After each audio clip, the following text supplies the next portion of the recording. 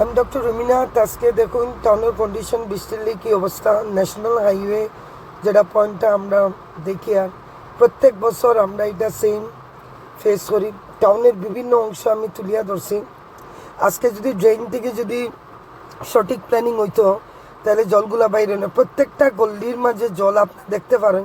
এটা medical road, কেমনে ambulance আইব, পেশেন্ট যাইব, কেমনে বুড়া মানুষ কেমনে আইবা যাইবা, বাচ্চারা কেমনে আইব, বা ডেইলি টু ডেইলি অ্যাক্টিভিটিস কীরকম চলব।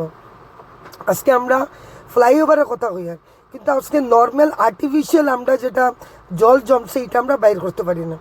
যখন আমরা জানি যে এটা আমরা প্রত্যেক বছর এটা ফেস করি, এটা স্থায়ী সমাধান কেন হয় না।